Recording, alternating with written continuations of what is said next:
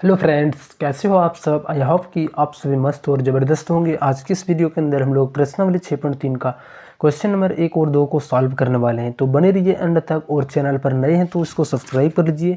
चलो, पहला number question यहाँ पे बोला क्या जा रहा है कि थोड़ा सा हम लोग यहाँ पे पहले समरूपता के बारे में पढ़ेंगे कि कब हम दोनों त्रिभुज को बोल सकते हैं कि वो समरूप है। समरूप का मतलब क्या होता है कि समान रूप, यानी जो भी हमारा रूप होगा या बड़ा या तो छोटा, लेकिन दोनों का जो कोण बनेगा वो क्या होगा, आपस में सेम होगा। ठीक, ऐसे संगत भुजाएं का जो अनुपात होगा वो भी क्या होगा, वो भी सेम होगा। तो थोड़ा सा यहाँ पे पहले पढ़ लेते हैं क्वेश्चन में बोला गया है कि बताइए कि आकृति 6.34 में दिए गए त्रिभुजों की युग्मों में से कौन कौन से युग्म समरूप हैं। उस समरूपता कसौटी को लिखिए जिसका प्रयोग आपने उत्तर में देने में किया है, तथा एक ही साथ ही समरूप त्रिभुजों को सांकेतिक रूप में व्यक्त कीजिए। तो चलो, पहले नंबर क्वेश्चन से हम लोग स्टार्ट करते हैं और एक एक कॉन्सेप्ट को हम लोग यहाँ पे क्वेश्चन वाइज समझते चलेंगे। ठीक, यहाँ पे हमें कुछ एक्स्ट्रा बताने की ज़रूरत नहीं है। हम 1 नंबर को बनाएंगे, फिर अगला 2 नंबर को बनाएंगे, ऐसे करके हम लोग यहाँ पे क्या कर सकते हैं, इसको पूरा कंप्लीट इसको सॉल्व कर लेंगे। ठीक, तो चलो हम लोग पहला नंबर क्वेश्चन में यहाँ पे आते हैं। ठीक, थोड़ा सा यहाँ पे मान लिख लेते हैं। इसका मान है 80 डिग्री और ये हमारा 40 डिग्री है, और दूसरी जो मान है ये हमारा 60 डिग्री के बराबर। अब देखोगे तो लिखेंगे पहले त्रिभुज ABC तथा त्रिभुज PQR में। ठीक, अब देखोगे तो इनमें दोनों में हमारा क्या सेम है। हम यहाँ पे कब इसको समरूप प्रूफ कर सकते हैं। देखो, हमारा जो यहाँ पे मतलब क्या होता है कि समरूप हम कैसे प्रूफ कर सकते हैं। अगर यदि हम लोगों को ऐसा पता हो, ऐसा हम लोग यहाँ से हम लोग ज्ञात कर सकते हैं कि तीनों कोण आपस में संगत कोण अगर यदि बराबर है, तो उस वाले कंडीशन में हम बिल्कुल ये बोल सकते हैं कि हमारा वो जो त्रिभुज दोनों है समरूप है। तो हम यहाँ पे क्या करेंगे, देखेंगे यहाँ पे संगत कोण किसके बराबर है। ठीक, अब देखेंगे तो ये कोण ये हमारा 60 डिग्री है, और इस वाले त्रिभुज में कोण P हमारा 60 डिग्री है। तो लिखेंगे कोण A बराबर कोण P, दोनों आपस में कितने हैं तो 60 डिग्री, इसको लिख सकते हो। ठीक, नेक्स्ट हमारा जो क्वेश्चन यहाँ पे हमारा कोण B 80 डिग्री है, इसमें हम लोग का मान इसका भी 80 डिग्री। तो देखोगे तो कोण B और कोण Q आपस में क्या है, तो यहाँ पे सेम है। लिखेंगे कोण B बराबर का कोण Q। ठीक, अब नेक्स्ट वाले में देखोगे तो ये हमारा C 40 और इसमें हमारा R 40, तो ये दोनों भी आपस में क्या है तो इक्वल है। तो लिखेंगे कोण C के बराबर कोण R। अब यहाँ पे हम कौन सा समरूपता का कसौटी लगाएंगे, देखोगे तो तीनों हमारा कोण सेम है, तो यहाँ पे लिखेंगे ए समरूपता से। ठीक, जैसे हम लोग सर्वांग समता में पढ़ते थे वैसे यहाँ पे समरूपता है। यहाँ पे वहाँ पे होता था क्या कि दोनों हमारा इक्वल होता था, पूरा कंप्लीट फिगर जो होता था इक्वल होता था। लेकिन इसमें क्या होगा कि इसके जैसा आकृति बनेगा, यानी ये हमारा यहाँ पे एक कोई कोण 60 डिग्री है तो यहाँ पे 80 डिग्री है, तो इसमें भी हमारा कोई एक डिग्री जो होगा त्रिभुज यहाँ पे जो कोण होगा वो 80 डिग्री होगा। नेक्स्ट हमारा कोई 60 डिग्री है तो इसमें भी हमारा एक ऐसा कोण होगा जिसमें उसका मान 60 डिग्री। ऐसे करके यहाँ पे हम लोग प्रूव करते हैं।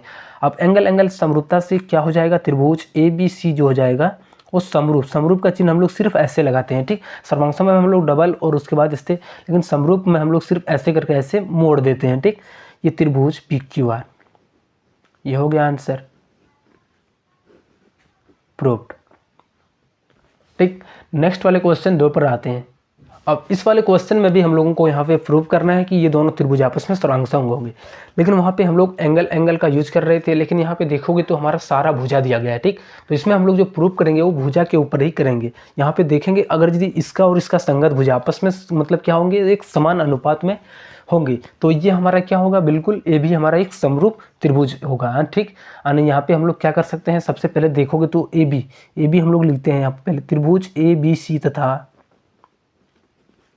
त्रिभुज PQR में ए बी के बराबर हम लोग कर देते हैं यहाँ पे इस QR को। ठीक, क्योंकि 2 का 2 गुना हम लोग मानेंगे तो 4, तो इसलिए हम लोग AB के मान ए बी जो है सो QR के समानुपाती।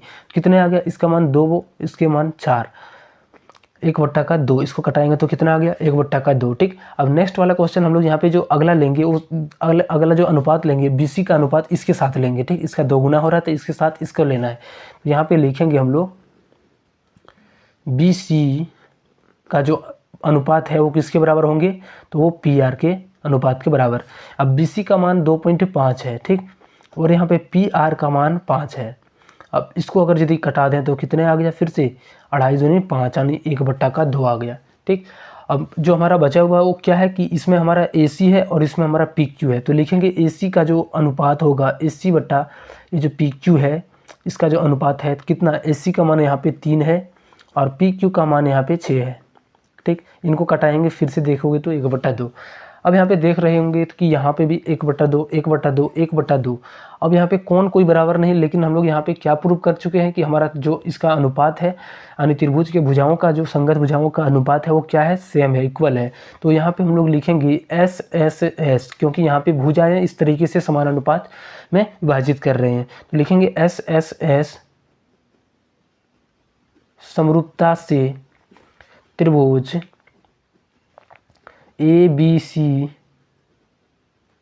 समरूप हो जाएंगे किसके, तो त्रिभुज PQR के। ठीक, चलो अब नेक्स्ट वाले क्वेश्चन पर हम लोग आते हैं। चलो तो अब हम लोग क्वेश्चन नंबर 3 पर आते हैं। ठीक, तो लिखेंगे यहाँ पे फिर से हम लोग त्रिभुज LMP तथा ये त्रिभुज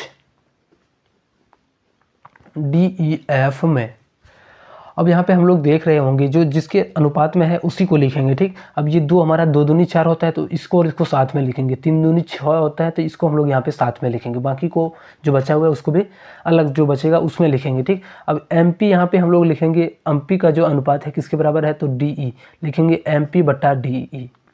तो यहाँ पे MP का मान 2 है, DE का मान 4 है, कटा देंगे तो ये 1/2 बन गया। ठीक, अब चलो नेक्स्ट वाले यहाँ पे देखेंगे, ये हमारा LP जो है सो वो किसके बराबर है अनुपात में, तो 3 का 3 दूनी 6 यानी LP और DF को साथ में लेंगे, LP और DF। LP का मान 3 है और DF का मान 6 है, इसको कटा देंगे तो कितने आ गया, फिर से 1/2 आ गया।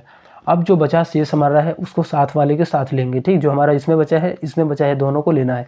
देखोगे तो यहाँ पे LM जो है सो इसमें वाले में किसके बराबर है, तो देखोगे तो यहाँ पे थोड़ा सा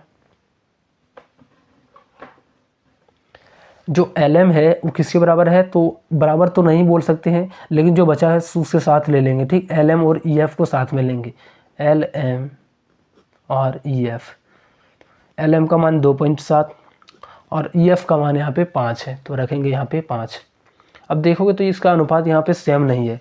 हम बोल सकते हैं कि यहाँ पे जो इन तीनों का जो रेशियो है, अनुपात है, वो अलग अलग है। ठीक, ये दोनों तो सेम है लेकिन ये तीसरा जो हमारा है ये अलग है, तो इसलिए ये दोनों त्रिभुजें आपस में सर्वांगसम नहीं होंगे, समरूप नहीं होंगे। लिखेंगे ए दोनों समरूप नहीं होंगे। ठीक, चलो अब नेक्स्ट वाले क्वेश्चन नंबर 4 को सॉल्व करते हैं। अब इस वाले क्वेश्चन में देखे होंगे तो आप लोगों को थोड़ा सा कन्फ्यूजन हुआ होगा, कोई बात नहीं, चलो इसको हम लोग आगे सॉल्व करते हैं। इसमें देखेंगे तो एक कोण यहाँ पे दिया गया है 70-70, लेकिन जो नेक्स्ट हमारा है वो दोनों अनुपात में दिया गया है। ठीक, तो यहाँ पे सबसे पहले इस अनुपात वाले का काम करते हैं, थोड़ा सा यहाँ पे लिखते हैं, फिर से हम लोग, हमारा एग्जाम में एक भी मार्क्स ना कटे तो ऐसे लिखना बहुत इंपॉर्टेंट होता है। ठीक, तो त्रिभुज LMN तथा त्रिभुज PQR में, तो यहाँ पे हम लोग क्या लिखेंगे, देखो LMN और यहाँ पे PQR में, इसमें भी अनुपात जो रेशियो है वो हमारा क्या है, दोनों का इक्वल है। यानी जो हम बोल सकते हैं ऐसे कि MN जो है सो MN का जो अनुपात है इस वाले त्रिभुज में 2.5 का 2 गुना 5, यानी ये हमारा क्या है PQ, इसको साथ में रखेंगे। ठीक, नेक्स्ट वाले हमारा यहाँ पे क्या है, ये NL है, सॉरी यहाँ पे ML है, ML का मान 5 है और QR का मान 10 है, तो इन दोनों को हम लोग साथ में लेंगे, यानी ML का जो अनुपात होगा और QR का अनुपात, दोनों का अनुपात सेम होंगे। कैसे होंगे, तो यहाँ पे हम लोग देख लेते हैं। देखोगे तो MN/PQ, MN का मान 2.5 बट्टा PQ का मान 5 है, तो यहाँ पे दोनों को घटाएंगे तो 2 आएगा, यानी 1/2। फिर वैसे ML/QR, ML का मान देख रहे होंगे तो यहाँ पे ML का मान 5 है और QR का मान यहाँ पे 10 है, इसको घटाएंगे तो फिर से हमारा 1/2 आ गया। ठीक, ऐसे करके यहाँ पे क्या आ गया, दोनों सेम आ गया। अब जब ऐसे सेम आते हैं तो इसको हम लोग क्या करते हैं, देखो अगर यदि ये MN/PQ ML/QR ऐसे अगर यदि बराबर बराबर भाग में विभाजित कर रहे होंगे तो इसमें हमारा एक कोण भी बराबर होंगे। अब वो कौन सा हम लोग कौन होगा उसको हम लोग पहले यहाँ पे फाइंड करेंगे। देखो यहाँ पे देखो क्या है, MN है, इसमें देखेंगे तो यहाँ पे क्या है, ML है। अब देखेंगे MN और ML पर कौन सा कोण बन रहा है, MN हमारा इस जगह पे है और ML हमारा इस जगह पे है, तो देखोगे तो ये दोनों मिलकर के ये कोण बना रहे हैं। ठीक, और इसमें हम लोग नीचे वाले को देखेंगे PQ और QR, ये PQ आ गया, दूसरा हमारा QR, तो ये दोनों मिलकर के ये वाले कोण बना रहे हैं। ठीक, तो ये तो पहले से दिया गया है कि ये बराबर है। अब नेक्स्ट हम लोग यहाँ पे क्या कर सकते हैं, अब देखेंगे नीचे वाले PQ और QR, PQ कहाँ पे है, PQ और यहाँ पे क्यू आर एम एन और एम एल। अब यहाँ से देखोगे तो ये कोण और ये कोण आपस में बराबर हो जाएंगे ऐसे, ठीक।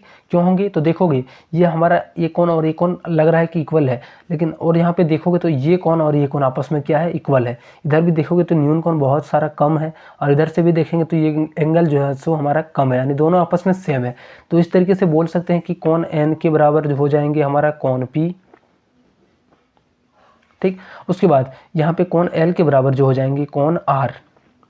अब देखो तीनों बराबर आ गए, ये हमारा कॉन एम कॉन पी के बराबर, कॉन हमारा एन जो है सो सॉरी कॉन एम कॉन क्यू के बराबर, यानी क्या हो जाएगा यहाँ पे एंगल एंगल एंगल समरूपता से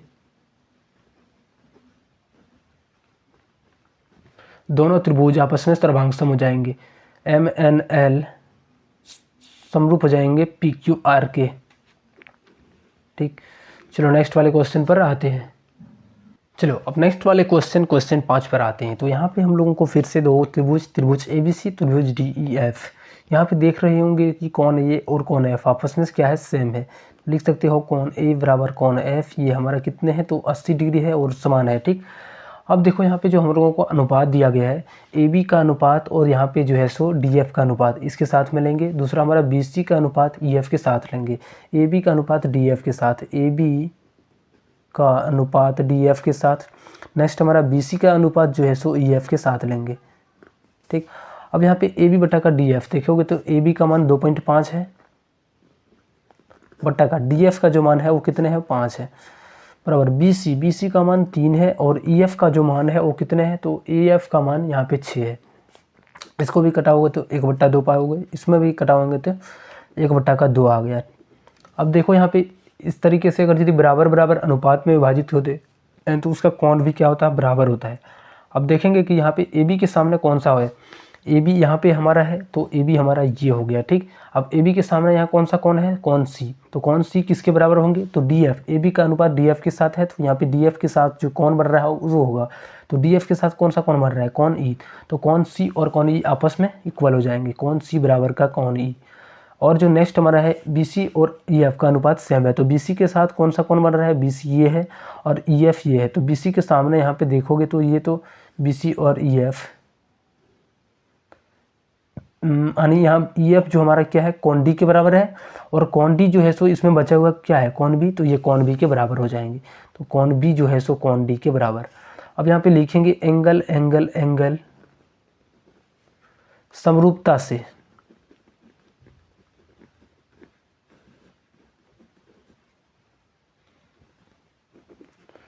त्रिभुज ए बी सी समरूप हो जाएंगे त्रिभुज डी एफ के, ठीक। चलो अब नेक्स्ट वाले क्वेश्चन यहाँ पे 6ठा नंबर क्वेश्चन पर आते हैं। थोड़ा सा इस वाले क्वेश्चन में हम लोगों को पहले इस कोण को निकालना पड़ेगा और इसमें इस कोण को। अब बताओ कि तीनों मिल करके कितना होता है, तो 180, तो हम लोग तीनों मिल करके यहाँ पे करते थे 180 के बराबर, ठीक।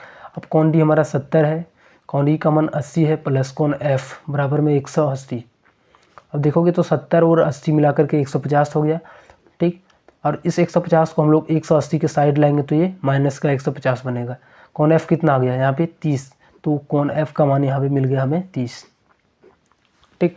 अब नेक्स्ट वाले क्वेश्चन इस पर आते हैं। इस त्रिभुज में तो कोण फी जोड़ कोण क्यू जोड़ कोण आर, कोण पी कोण क्यू जोड़ कोण आर, ये भी मिल करके 180 होंगे। तो कोण फी का मान हमें निकालना है, और कोण क्यू और कोण आर दोनों को मिला देंगे तो 80 और 30 110 हो जाएगा, ठीक। अब इस वाले स्टेप को ऐसे भी कर सकते हो। अब 180 हो गया, इस प्लस 110 को उधर लाएंगे तो ये माइनस का 110 बनेगा। कोण पी का मान कितने हो गया, 180 में से 110 घट जाएगा तो बचेगा कितने 70। अब यहाँ पे देखोगे ये इसका मान 70 आ गया। अब दोनों त्रिभुज में कंपैरिजन करना है, ये हमारा कितना आ गया था 30। अब ये देखो तो कोण एफ इसमें हमारा 30 डिग्री है और इसमें कोण आर 30 डिग्री, तो दोनों आपस में बराबर होंगे, कोण एफ के बराबर कोण आर। उसके बाद यहाँ पे जो हमारा कोण ई है 80 कोण क्यू के बराबर है, तो लिखेंगे कोण ई बराबर कोण क्यू, ठीक। अब जो नेक्स्ट वाले हमारा कोण डी कोण पी के बराबर है, कोण डी जो है तो कोण पी के बराबर। तो यहाँ पे एंगल एंगल एंगल समरूपता से त्रिभुज डी ई एफ समरूप हो जाएंगे किसके, तो त्रिभुज PQR के। ठीक, चलो मिलते हैं हम लोग अब नेक्स्ट वीडियो में, तब तक के लिए बाय।